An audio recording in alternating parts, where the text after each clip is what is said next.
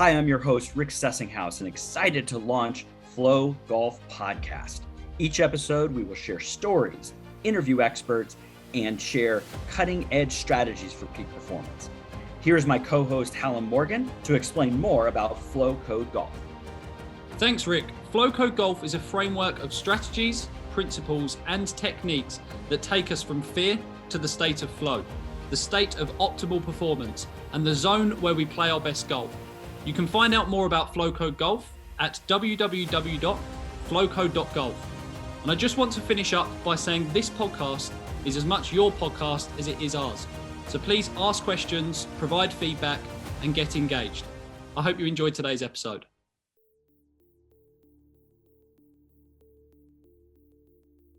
My name is Dr. Rick Sessinghaus, and I am a golf instructor / mental game coach.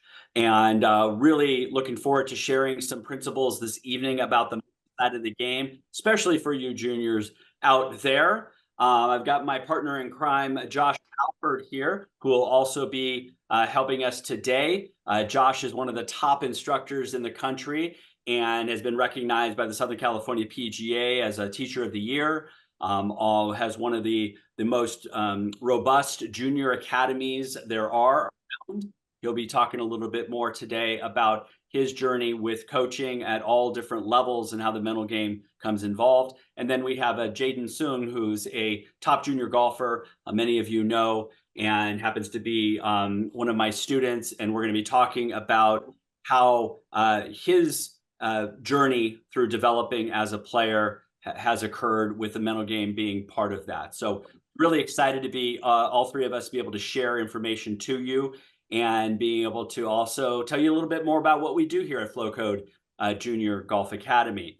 And so want to start off with this idea of performance with the mental game is, we're going to be talking about some stories. One as a player for me, and then Jaden as a player, and then also as us coaches.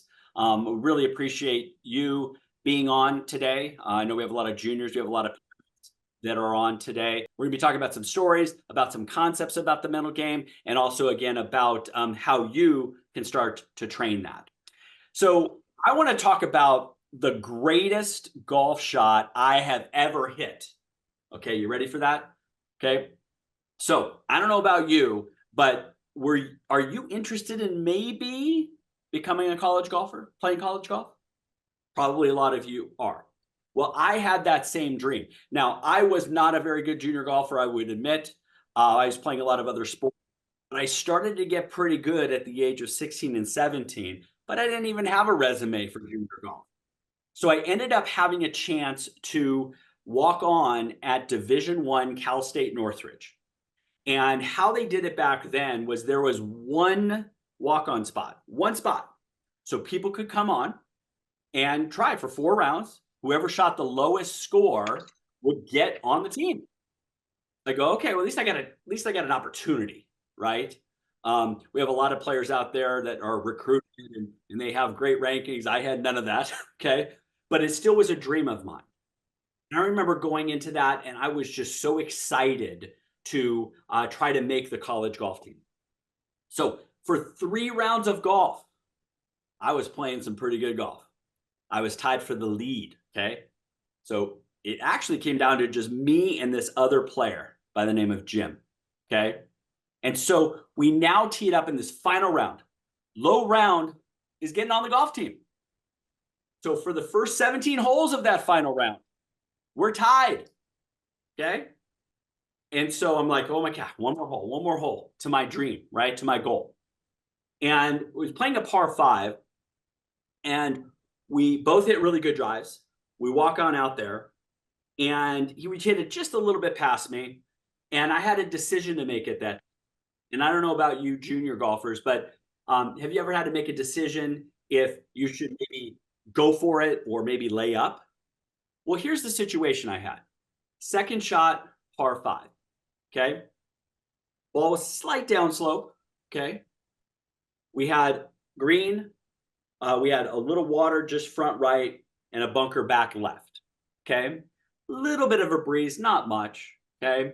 And back then we didn't have lasers, so I had to do the old-fashioned way and had to, mark it off. And it was approximately 188 yards plus some of the elevation. I was playing at about 192. Okay. So I remember at that time, okay, but should I go for it or should I lay up? That was the question. Well, what do you think an 18-year-old, right? Go for it. Okay. So I pull that 5-iron out. And I remember at that time, something very interesting happened. I took the club out and my my hands got a little sweaty. And I remember my knees got just a little weak. Okay. And as I'm behind the ball, I just said, okay, well, just don't go in the water. Okay. So I get into the ball, club behind it, look up. Okay, just don't go in the water. So I make that swing,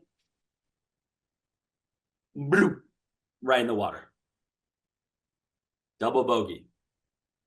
Jim made par. Jim gets the call from the coach. You made the team. I get the call. Unfortunately, you didn't do it, Rick. Now, why would everybody say, well, that was the greatest shot you've ever hit? Why would that? I choked. Ball went in the water. Okay? But that shot taught me more about golf than any other shot that I've ever hit. Because in that moment, I did choke. I did. 71 holes, I'm under par. Didn't make any double bogeys. Why in that moment did I hit a 5-iron into the water? Well, we've all gotten nervous. We've all gotten stressed. But I thought it was all about a perfect golf swing. I thought if I just kept working on my positions and getting the club on plane and hitting ball after ball, that would be the secret to success. Unfortunately, it was not. Okay. At that moment, my mental game was not trained and not ready to deal with the pressure. And that changed the whole landscape of my career. One is a player first. Okay. So there is a happy ending on this.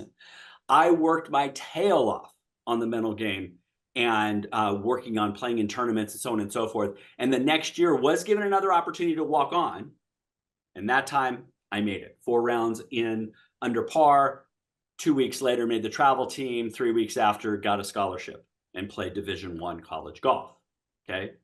As a coach, it changed my trajectory because now I knew golf was more than just golf mechanics.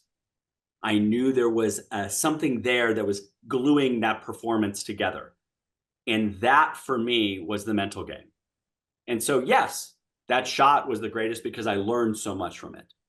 Now, the other thing, we have some pictures on here that I want to kind of reference a little bit.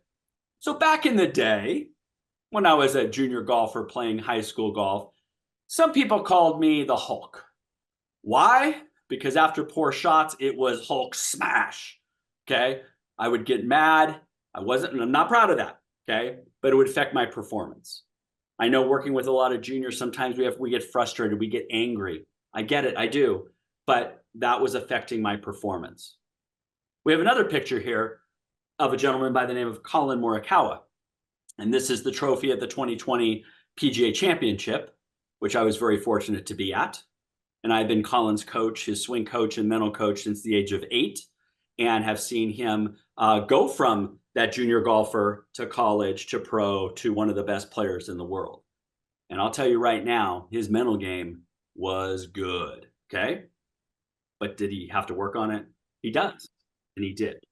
So wanted to tell those stories because I want you to understand that we are all the same. We've had frustrations, we've choked, but there are solutions, there are things to learn from. So when we look now at, what we are about Flowco Junior Golf Academy is that we want to be able to give these principles to junior golfers to be able to have them understand what it's like to perform under pressure and to be able to understand what are those key skills that go into that. So we always ask 3 very basic questions. Now, everybody's on mute. We're going to stay on mute. But I want you to think about it. Are mental skills of golf important? Now, I'm willing to bet all of you are raising your hand. Okay? We know they're important, right? Now, how about this? Do you currently train the mental game? People go, what does that mean, Rick? Well, if I asked you, is hitting your driver, is that an important skill? Hitting it straight and far. You go, yeah, Rick. I go, so how often do you train it? Oh, 3 or 4 times a week, right? You would train the skill to get better. But mental game, we have a lot of people that believe it's important, but they don't really train it or practice it. Okay. Now they may they may hear a podcast, they may see a video that Josh and I have done on the mental game and say, "Oh yeah, I have knowledge." Great, but that doesn't mean you've trained it and it's a skill. So the third question, which we will get into a little bit today, is in order to train a skill, you have to define what is the skill. So again, start thinking about how would you define the mental game of golf? There's a lot of parts to this, and we're going to get into this as we go. So think about, what is this mental game? How would I train it? We're going to give you a solution at the end of actually how you would train that here at Flowco Junior Academy. So I'm really excited to start to share our frameworks with you. Now, this is our basic framework. I will be coming back to this in a moment, but I want everybody to look at number 7. Number 7 is result and outcome, right? All of us want to shoot lower scores. Let's admit that. Okay, good. And that result is going to help you, right? You're going to be motivated to achieve those goals. Wonderful. Okay. Now, number 6 is where most people think the results come from. Well, the swing, the ball went to the right because the club face was open. Of course, I get that. But I'm always wondering, why on the range did the ball go straight, straight, straight, and on the course it went right, right, right? Could it have been that your state was different? Now, we're not going to get too much into this today, but your state of your mental, what are you focusing on? Your emotions, your confidence level, right? And then physically, how do you feel, right? Are we calm? Are we relaxed? Are we tight? That is going to affect your swing, everybody. Grip tension, sequence, tempo is going to get affected by your mental game. And then after the result, you see something called a post-shot routine. Again, not going to get too much into detail on this, but this is what saved my golf career, because I was Hulk smash. And now, honestly, I don't get that mad on the golf course anymore. Now I might get a little irritated, like, Rick, that shot went left. But I'm always learning. And this is something that Josh does such a good job with, and he's helped me too, is we're always curious and learning from our shots and from our tournaments. We're not just beating ourselves up and being critical. So this is our basic performance loop. Just so you know how we kind of coach it, is we certainly want to help your pre-shot routine with focus. We want to help you have the thoughts that are going to help you with confidence, help you be able to bounce back after poor shots, be able to celebrate some great shots. So as we start to illustrate this, I'm going to bring on one of my favorite students, Mr. Jaden soon. Okay. Jaden and I have been working together for about 3 years now. He was 11 years old. He came to me some mental game stuff, and then we started doing some swing stuff. And so Jaden, first off, thanks for being a part of this webinar, because I think it's important for these juniors to understand your journey. You certainly had a lot of success, and that's awesome. You're a very hard worker. But I want you to kind of share with everybody where the mental game has either shown up, and it could be negative, by the way, or positive in some of your experiences.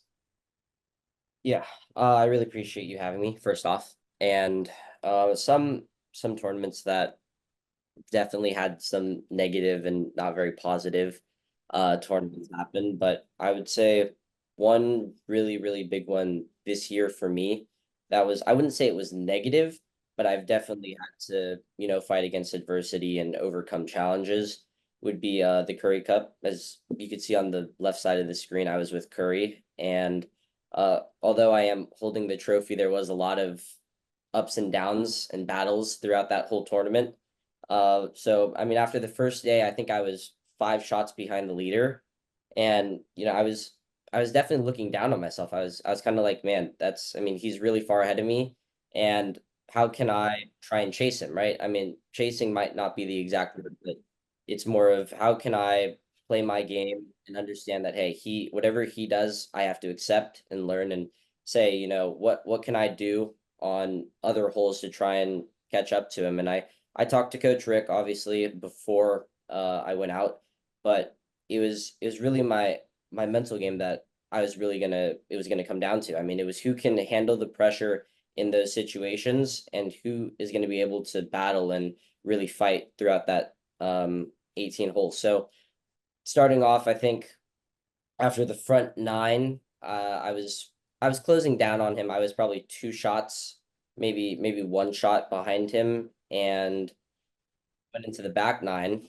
I I made an eagle on 12 to go 1 shot ahead of him, and then I was able to make some birdies coming in, and then but on the 14th hole, I am now 3 shots ahead, Hmm. and I'm telling myself, I mean, I've been in situations where it's like, hey, I've done it before, and it's just, stay positive. We've been doing good, and how can I keep that momentum going? And it's like, you got to just make par. And I was just telling myself, don't get too far ahead of myself. And that's something that Flow Code and me and Coach Rick have been working on really heavily, where it's not thinking in the future and just staying in the moment, really trying to figure out, hey, this is where I am right now, and this is what I have to do. But I'm not gonna lie, it was pretty tough, especially on the golf course. I was playing a very, very hard golf course, very challenging one, and I made a bogey on 14. I bogeyed 15, parred 16, and then I on 17 I'm now 1 shot ahead, and coming down into the last 2 holes, and 17's a par 5, and their OB left all the room in the world right. And I was telling myself, I was like, hey, you got 1 shot, it's a par 5 and then a par 4 coming up. All you need is par. Just have them chase you. And there was already a score posted in. It was at 2 under. I was at 3, and I tee up first. I rushed the process, and I didn't go through my full routine. I duck hook it left OB, and Hmm. it was a heartbreaker. I'm not gonna lie. I was definitely in my head at that moment where it was just like what are you doing? Like, you have all that room right, and you know that the one thing you can't do is rush your process and overthink what you're gonna try and do, and you duck hook it left. And Hmm. that was a really big momentum killer for me in that whole tournament, where it was just like I've hit that shot many times, and it doesn't change, but the one thing that changes is the pressure and how your thinking is. And that so now I have to try and figure out how can I just make bogey. So re-tee it.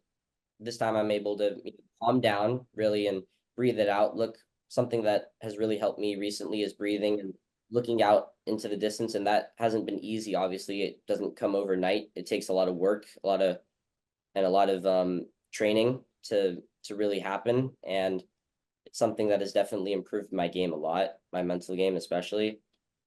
But hit it down the middle, and then pull it left into a bunker, and I have to get up and down from there to save bogey.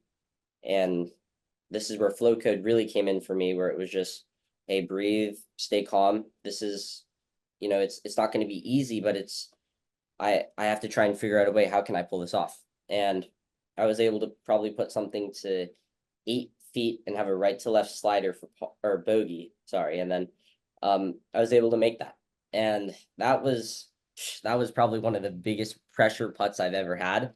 And I've had a lot of pressure putts, but that was something that was not easy. It took a lot of practice and hard work, especially from the mental side of it, where it's, I mean, a lot of people fold under that type of pressure, and it takes a lot of training, like I said before, and a lot of time to really, you know, fulfill. And it's something that you all obviously have to work on. I mean, as juniors, I've been there, and I've had those moments where it's like, I just folded under the pressure, and it obviously doesn't feel good, but it's just something you have to work on. And now I'm going into 18, and I'm able to, scratch out a par to make it into the playoff. So now, coming in after all that bad and negative thoughts, I have to reset now and try and go into a playoff, a 3-man playoff, and try and scratch out the win. And I texted Coach Rick, and I was like, "Hey, Coach, this is what happened. This is what I'm feeling." And I'm like, I really have to try and reset.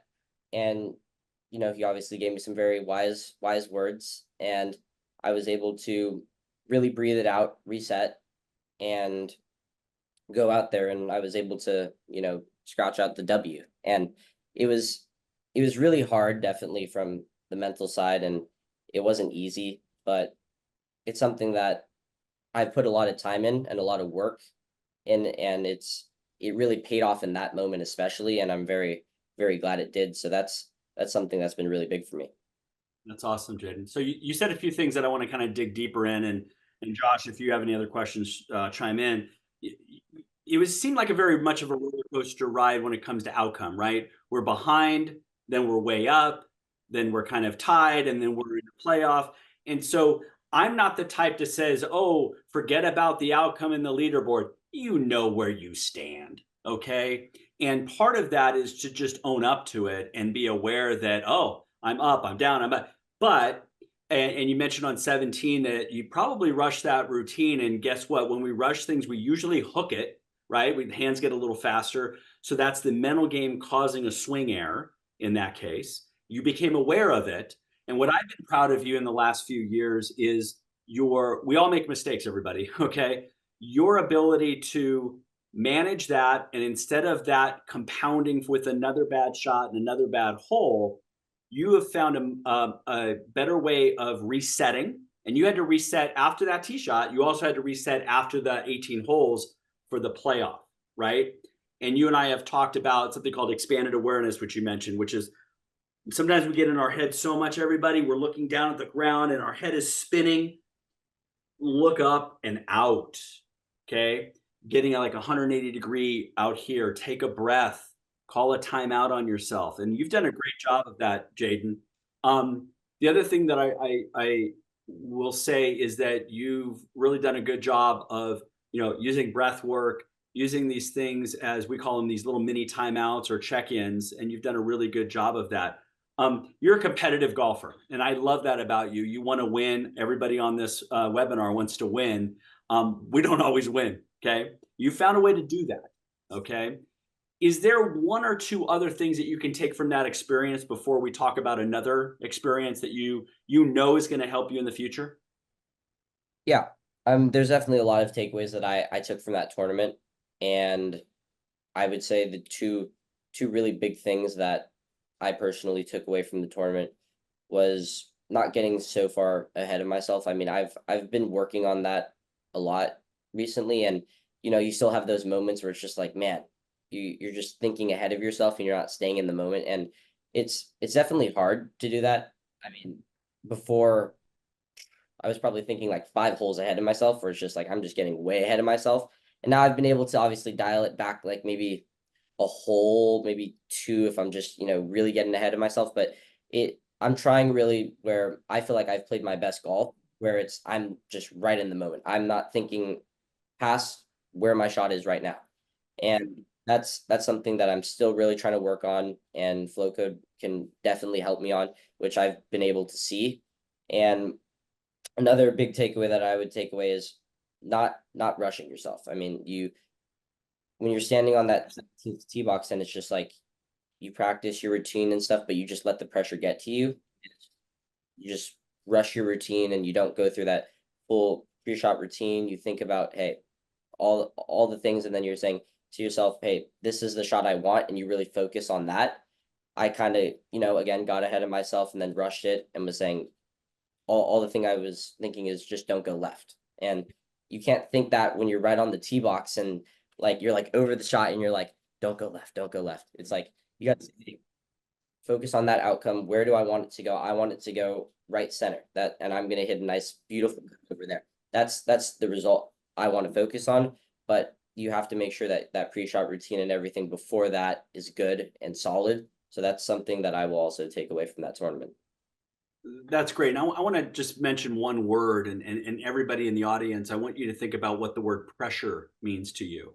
Now, again, I may have a different definition, but you have to be clear as a player if pressure is something that you call as a negative or a positive, is something that's going to interfere with your performance, or could it ignite performance? Now, Jaden, I don't want to speak for you, but I know you well enough that I think pressure has worked both for and against you in the past. You've sometimes had pressure like I got to get one under the last two holes, and you do it, and you use that as fuel to stay focused in the present moment. Sometimes we look at pressure as, oh, don't mess up, and that becomes a little bit protective. And I know you've experienced that also. So I would share with everybody that how you look at something is going to be your reality. Can you view pressure as, hey, I signed up for this. I'm going to find out what kind of player I am. This is awesome. Is much better than being in 50th place and having no chance to win. There's no pressure. All of us want to push ourselves. Okay. And guess what? Like I have in the past, you're going to choke sometimes, but the only way to get better is to put yourself in some uncomfortable situations. And I think, as you know, you may under pressure race ahead. Then you've learned to say, wait a second, time out. What do I want out of this shot? So we ask better questions, our self-talk, our visualization, our breath work, and you've done a great job with that. Now, we always have to keep training it, right? Like I was at the President's Cup a couple of weeks ago with Colin, and again, elite player. We had to talk about a mental game as it relates to when you've got the crowd yelling at you and booing you.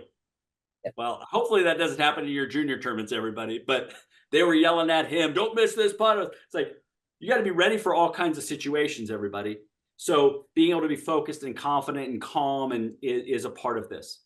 Now, pressure, I want to kind of segue into another tournament you had this past summer, which is the Southern California Golf Association Amateur. Now, for everybody, this wasn't a junior golf tournament, everybody. This was an adult amateur event. You had high-level college, you had high-level mid-ams in this, and Jaden played in it. So fast forward here to after 3 rounds, Jaden. It's a 4-round stroke play event, everybody. Where were you after three rounds? After 3 rounds, I was tied at, I believe it was 4 under with the reigning SCGA Am champion and the 2024 Mid-Am champion, all at 4 under. Okay. So we're tied for the lead with these two guys that already have a great resume, and they hit the ball really, really far, right? And I remember us talking that night, and if you don't mind, can you share kind of what we talked about that night? Yeah, that night my head was racing. I was like, oh my God, I'm in the final group with the SCGA Am reigning champion and the 2024 Mid-Am champion. I'm like, dude, they're probably like, oh, this is gonna be like light work. And I'm just like, I was stressing like crazy. And coach, you told me, I think they're stressing a little more than you playing with a 14-year-old. So we talked about a lot of stuff that night, and it was kind of like it was able to, bring down my adrenaline. Like I was going so far ahead of myself. I was already thinking of the next day, and I was like, oh, okay, I'm gonna do this on this hole, this on this hole. I was like, my mind was just racing, and you were, bring me back and be like, hey, it's okay, calm down, you'll be fine. So yeah, we went through a lot that night. And so part of that, and again, this is like what Coach Josh and I talk about all the time, is what's the perspective of that event? And I want you to be excited. I want everybody to be excited to be in a final group. I think that's awesome. You get to work really hard to be in that space. Yet I wanted it to also be honest with Jaden. I said, yeah, they're very good players, but there's more pressure on them to beat a 14-year-old than you as the 14-year-old to beat them. So that's probably what's racing through their head, is your perception of what's happening is crucial, everybody. That will lead to either stress or I can't wait, excitement. I can't wait to take this on. And you did a great job of taking that on. Now, being excited doesn't always mean you're in the present moment, everybody. I could be excited, like, oh my gosh, this is gonna be great, and I got a chance to win, and you got to go. You still got to get time out, right? So you're an emotional guy who, again, is very competitive, and we've had to kind of temper that a little bit. A lot of that is with focus and routine, a little bit with breathing. And I thought you did an unbelievable. Oh, well, I shouldn't give up what you did on the final round. So please share your final round. Final round, it was a special moment. And the first hole, I mean, I'm just standing on the tee box with them, and I'm like, man, these guys are big. Like I was just like, this is going to be a fun round. And we get off to a start. The Grayson Leach, he's the SCGA Am reigning champion. He birdies the first hole. I birdied the second hole, and then the SCGA Mid-Am champion, Torrey Edwards, he birdies the third hole. So we go birdie, birdie, birdie. So it's like, okay, now we're going. It's like this is what we were here to do. So, and the good thing about this tournament is I also had a caddy, so he was able to, really help me, calm down and kind of bring my head down and not get too far ahead of myself. So, we go birdie, birdie, birdie, all three of us, and then we get to, I think, the seventh hole where it was a really big game changer, where I think at this point I was like one shot ahead of them. I was like 6 under. Yeah, 6 under. And then Grayson, the 2024, the 2023 SCGA champion, he takes a triple on that hole. And then Torrey Edwards takes a bogey. So after I see that, I was like, whoa, what just happened? I was like, I did not see that coming. So I was like this close probably to getting so far ahead of myself. But then, I remembered what me and Rick talked about, and then my caddy was able to also kind of help me remember it too, where it kind of brought me back. And throughout the rest of that round, it was pretty special. And I really stayed in the moment. I didn't get too far ahead of myself at all. And I didn't even know what I was at because of how in the moment I was. And I was just having a lot of fun. And I was able to, go through that whole round, making 6 birdies and no bogeys. And the final putt on 18, it was a 6-foot right to left slider for birdie to win. And that was probably one of the best putts I've made all year for me, because it was just like, man, that's a really big tournament for me to win it in front of all those people, and to make that putt and get it to double digits. It was a really special moment, and I'm very glad I was able to talk about this one, because I think it's hard, at least for me before, where it was you're in that flow state, and it's like, let's just say you go like birdie, birdie, birdie. How do you keep that momentum going? I feel like before I just got really ahead of myself, like I've been saying, and it was just, then I kind of like, then I make a bogey because it's like, oh, I'm feeling so confident, I'm just going to go for something. And it's like, well, slow your roll. Like, hey, take a breather. Even though you're doing this well and you're in that flow state, you have to still remember you have this shot, and maybe going for it isn't the best shot. Maybe putting something to 20 feet and trying to make a putt is the better shot. So that's something that I've been able to work on recently, and something that's been really helping me. That's wonderful. I want to highlight one more thing, and then I want to bring Coach Josh in. Is you use the word fun. Now, junior golf throughout the years, I've been coaching for 30 years. You think you sign up for these tournaments because you want to have fun and enjoy it. Yet, again, I've done this a long time. I'm seeing that joy and that fun being replaced by stress and rankings and all that stuff. Please, I am not dismissing. Have a goal, go for it, get recruited, awesome.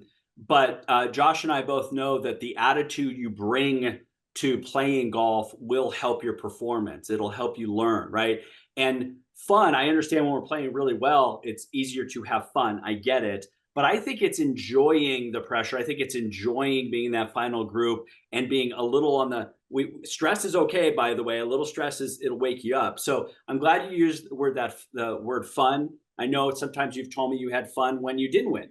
And I think that's an essential part of flow is when you feel your best and when you perform your best. And the last thing, and I want to bring Coach Josh in here, is flow follows focus. You cannot be in an optimal state if you are focusing on the future or the past. The only way to be in an optimal state is to be in the here and now. And I know it's a cliche, one shot at a time, but it's true. Okay. How do you master that moment right now for these next 30 seconds in this bubble? There is no future, there is no past. And you got into that, especially on that back 9, because you were so absorbed, you didn't even know what you're shooting. Okay. That is a special place to be, Jaden. So that's awesome. So thank you for sharing that. Coach Josh, is there anything that comes to mind here that I know you've worked with so many really good junior golfers that you want to chime in on some of Jaden's journey? There's a million things that are going through my head, but like Jaden, I'm going to slow down and try to keep these things in order. Jaden, one quick question before I make a point. Can you tell everybody out here, how old are you?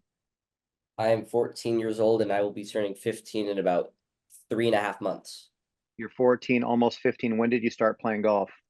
Started playing golf at 2.5 years old. Okay, so you had a little bit of a head start on some other people out here. So turning the attention to the audience, those of you who are out there listening that are a parent or you're a player, understand that the example that we have here, Jaden has been playing his whole life. He loves golf. He's obviously has an amazing skill set, and he has trained his physical and mental skills. And he has gone through probably a lot more of the up and down roller coaster than maybe we see when we sit in front of like, wow, he's just this amazing top ranked golfer in our area. What I'd like to highlight for you guys all is you are somewhere on the ladder here. Your skill set as you're listening to this conversation today is your handicap is X. You can shoot 82 or 75 or wherever your skill set is right now. You have an opportunity from this moment to get better as a golfer, putting, chipping, driving the ball, all of those things, your fitness. You also have the ability to get better at your mental game, how you think about shots, how you perceive situations, how you make decisions, how you prepare for rounds of golf. Jaden said, I think I've noted it here 4 different times, I heard breathe it out. So clearly, in 2 examples, the importance of Jaden using his breath to calm him down when things get hectic is very, very important. It came out a bunch. I've also heard staying in the moment and him getting quick as a negative thing that leads to poor performance. And that when he's able to kind of slow it down and stay in the moment and get back into a tempo and a flow, he plays a whole lot better. So yes, the example here is one of the best players at his age in the world. But the reality is that he is on a journey to continue to figure out how to get better as a golfer physically, and also learn about his own emotions and how to control himself. So his mindset is going to allow him to play the best golf that he possibly can. And again, I don't want to put words in the mouth, but, and I would hope that from a parental perspective, we can look at it this way. If we focus less on the result itself and more about what can be learned from the greater experience that has happened, you're going to be way better off moving forward as a player. Sort of like Rick's story, he had this thing, he doesn't make it, he feels like he's let himself down. He didn't make the golf team because of a moment, and he, felt the pressure too much. That moment set himself up to be one of the best coaches in the country because he's learned from those failures or perceived failures to build on them and become better. Jaden has had some successes. He's also had some results, I would imagine, that did not go the way that you want to. What I would encourage you out there in the audience is that you are where you are and be okay with your skill level. Spend your time focusing less on I did good or I did bad in an event, and more about what did you do well, and start to put check marks and notes around the things that you're happy with and the things that you're not happy with about your game. Go work on them. Go find ways of getting better. The poor shots are like they're showing you the answer to the roadmap that you need to work on. So I would just encourage you to not think of it as negative or bad when things aren't going your way, but more as an opportunity to learn about yourself and then go seek coaches or programs or information that can allow you to get better. Awesome. So, Josh, we're going to share with everybody, our platform and how we coach the mental game, not only in an online program, but also with one-on-one coaching with yourself. And just briefly, if you could tell everybody that you've worked with all kinds of age groups and all levels. Something I learned a lot from you are mental mantras. Can you share a few of mental mantras with the group?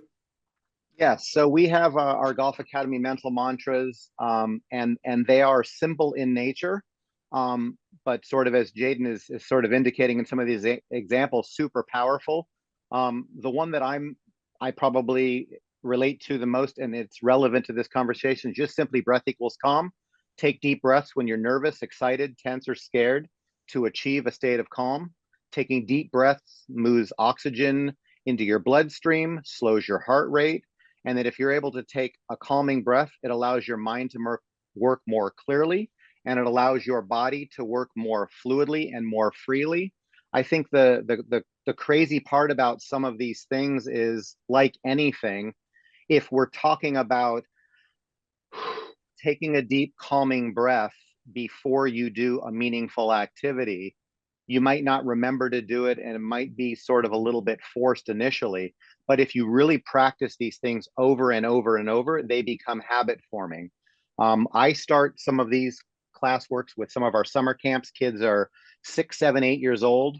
And we had a one moment brief story. A girl that we worked with, she was 9 years old, good little golfer, had a lot of fun. And we did a bunch of role plays in our summer camp about taking a deep breath when meaningful moments happened. And some kids talked about jumping off of a diving board into the water because they were nervous, and roller coasters and all of these things. And at one point, I get a phone call from a mom, and she's sort of a little bit in tears, and she says, "Hey coach, I just wanted to thank you. I had a little bit of a moment today." She's driving her daughter and her baby back and forth, Los Angeles traffic. She's late. She is speeding up. She is on the phone doing all of these things. She almost gets into an accident, and her daughter in the back seat taps her on the shoulder and says, mommy, breath equals calm. You need to take a deep breath and calm down."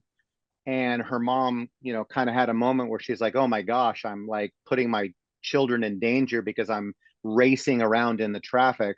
And she just realizes how important it is to just take a moment in the most important of times to take a breath and calm yourself down.